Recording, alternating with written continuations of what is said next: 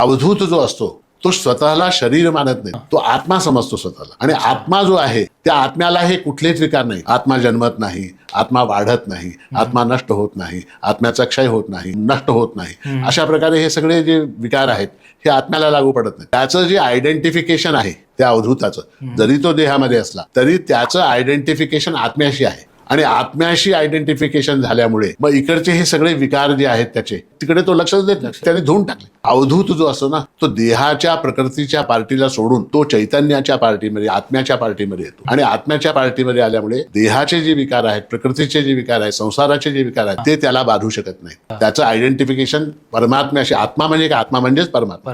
तर त्या आत्म्याशी, त्याचं चैतन्याशी, त्याचं जे सुप्रीम ट्रुथ आहे, ते परमसत्य आहे, त्या परमसत्याशी त्याचं आयडेंटिफिकेशन तादात्म्य झाल्यामुळे प्रकृतीच्या विकारांना तो धुवून टाकतो. म्हणून त्याला अवधूत म्हणतात. कपडे काढून वागतो किंवा भस्म लावून घेऊन वागतो किंवा स्मशानामध्ये राहतो किंवा वायुभक्षण करून राहतो किंवा एका पायावर उभा राहतो किंवा मौनच पाळतो, ठीक आहे. त्या सगळ्या गोष्टी, मौनाचं आपलं महत्व आहे, भस्माचं आपलं महत्व आहे, स्मशानामध्ये साधना करण्याचं आपलं महत्व आहे, कपडे न घालण्याचं आपलं एक वेगळं महत्व आहे, पण त्याला अवधूत म्हणता येत नाही.